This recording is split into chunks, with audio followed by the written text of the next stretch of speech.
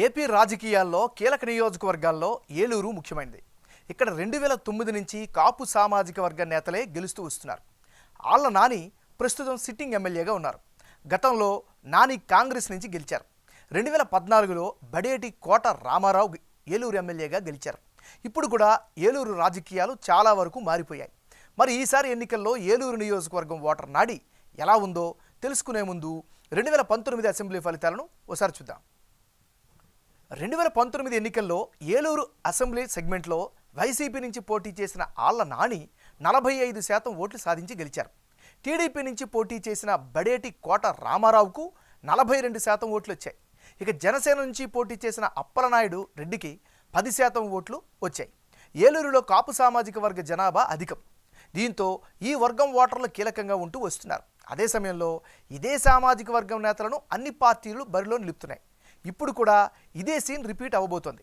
మరి ఈసారి ఎన్నికల్లో ఏలూరు సెగ్మెంట్లో రాజకీయం ఎలా ఉండబోతోందో big TV exclusive detailed election సర్వేలో వెల్లడైనటువంటి అభిప్రాయాలను ఇప్పుడు పరిశీలిద్దాం. వైఎస్ఆర్ కాంగ్రెస్ పార్టీకి చెందినటువంటి నాయకుడు ఆళ్ల నాని.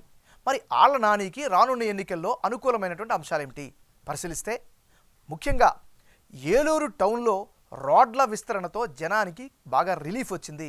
ఇది ప్రధానమైనటువంటి ప్లస్ పాయింట్. గ్రామాల్లో కొత్త సీసీ రోడ్లైతే వేయగలిగారు. ఆళ్ల నాని పట్ల వైసీపీ కేడర్లో అయితే పూర్తిస్థాయి సంతృప్తి వ్యక్తమవుతున్నారు. ఇళ్ల పట్టాలను కూడా పంపిణీ చేశారు. ఇదొక పాజిటివ్ ఫ్యాక్టర్. మరీ ముఖ్యంగా ఈయన గ్రౌండ్లో యాక్టివ్గా ఉంటారు అనే అభిప్రాయం కూడా కనిపిస్తుంది. ఇవన్నీ ఆళ్ల నానికి సంబంధించినటువంటి పాజిటివ్ ఫ్యాక్టర్స్. మరి మైనస్ అంశాలు ఏమిటి? హామీ ఇచ్చినట్లుగా లిక్కర్ని నిషేధం చేయకపోవడం ఈ నియోజకవర్గంలో బాగా వ్యతిరేకత వ్యక్తమవుతుంది. నాసిరకమైనటువంటి లిక్కర్ అమ్మకాలపై ప్రజల్లో మరీ ముఖ్యంగా న్యూట్రల్ ఓటర్లలో అసంతృప్తి కనిపిస్తోంది. 2019లో ఇచ్చిన హామీ ప్రకారం సూపర్ స్పెషాలిటీ హాస్పిటల్ కట్టకపోవడం కూడా మరో minus. Underground drainage system తీసుకురాలేకపోయారు అనే అపవాదు కూడా వినిపిస్తుంది. గార్బేజ్ ట్రాక్స్పై జనంలో అయితే ఆగ్రహం వ్యక్తమవుతుంది. అంటే చెత్తపై పన్ను ఇక జనానికి అంతగా అందుబాటులో ఉండరు అనేటువంటి అభిప్రాయం కూడా వ్యక్తమవుతుంది. మంచి పొజిషన్లో ఉన్న ఆశించినంత అభివృద్ధి జరగలేదు అనే అభిప్రాయం కూడా మరో మైనస్గా కనిపిస్తుంది. ఇది దీనికి సంబంధించినటువంటి ప్లస్లు మైనస్లు. తెలుగుదేశం పార్టీకి చెందినటువంటి నాయకుడు బడేటి రాధాకృష్ణ. మరి రాధాకృష్ణకు రానున్న ఎన్నికల్లో అనుకూల అంశాలేమిటి? కాపు సంక్షేమ సంఘం మద్దతుపై బలమైనటువంటి ఆశలు పెట్టుకున్నారు. అవి ఈయనకి ప్రధానమైన ప్లస్ పాయింట్. ఇక సోదరుడి మృతితో సానుభూతి ఓట్లు వచ్చే అవకాశాలు కూడా కనిపిస్తున్నాయి. ఇంటింటికి ఈయనైతే ప్రచారం చాలా బలంగా చేస్తున్నారు. ఇది కూడా కలిసి వచ్చే అంశం. మరీ ముఖ్యంగా పార్టీ రిలేటెడ్గా చూస్తే కేడర్తో కలిసి సంకల్పయాత్ర చేశారు. దాని పట్ల కేడర్లో పాజిటివ్ ఫ్యాక్టర్ కనిపిస్తోంది. ఇది బడేటి రాధాకృష్ణకు ఉండేటటువంటి అనుకూల ఫ్యాక్టర్స్. మరి ఈయనకుండే మైనస్ పాయింట్స్ ఏంటి పరిశీలిస్తే, తగినంత రాజకీయ అనుభవం లేకపోవడమే ప్రధానమైనటువంటి మైనస్గా చెప్పుకోవచ్చు. ఆళ్ల నానిని ఏ మేరకు ఢీకొంటారు అనేటటువంటి అనుమానం కూడా బలంగా వినిపిస్తోంది. ఇది ఈయనకు ఉండేటటువంటి ప్లస్లు మైనస్లు. జనసేన పార్టీకి చెందినటువంటి నాయకుడు అప్పలనాయుడు రెడ్డి. మరి ఆయనకు రానున్న ఎన్నికల్లో ప్లస్ పాయింట్స్ ఏంటి? గత ఎన్నికల్లో మంచి ఓట్ షేర్ను రాబట్టగలిగారు. ఆ అనుభవం ఖచ్చితంగా అడ్వాంటేజ్ అయ్యే అవకాశం ఉంది. ఇక ట్రేడ్ యూనియన్ లీడర్గా నియోజకవర్గ జనంలో మంచి గుర్తింపు అయితే సంపాదించుకున్నారు.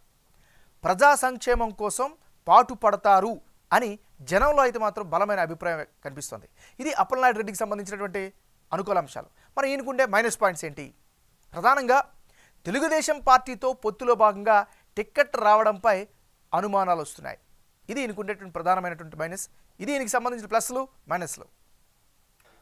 రానున్న ఎన్నికల్లో ఏలూరు నియోజకవర్గంలో ఎవరెవరు బరిలో ఉంటే ఫలితాలు ఏ విధంగా వచ్చే అవకాశం ఉందో పరిశీలిద్దాం. ముందుగా ఆళ్ల నాని, బడేటి రాధాకృష్ణ వీళ్ళిద్దరు గనక ఇప్పటికిప్పుడు ఏలూరు అసెంబ్లీకి ఎన్నికలు జరిగితే టీడీపీ అభ్యర్థి బడేటి రాధాకృష్ణ గెలిచే అవకాశాలు ఎక్కువగా ఉన్నట్లు బిగ్ టీవీ సర్వేలో వెల్లడైంది.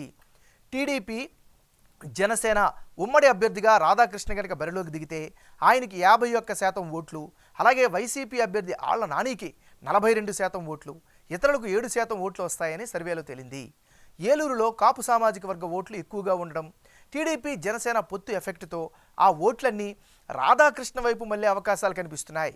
అదే సమయంలో టీడీపీ జనసేన నుంచి రేసులో ఉన్న ఇద్దరు నేతలు కూడా క్లీన్ ఇమేజ్తో ఉండడం మరో కలిసి వచ్చే అంశం.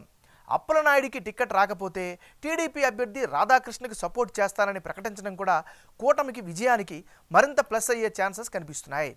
మరోవైపు జగన్ ప్రభుత్వం కనిపిస్తున్న సహజ వ్యతిరేకత కూడా ఈ కూటమికి ఏలూరులో సానుకూలంగా మారింది. అటు వైసీపీ ఓటు షేరుకు సంక్షేమ పథకాల లబ్ధిదారుల అండ కలిసి వస్తోంది.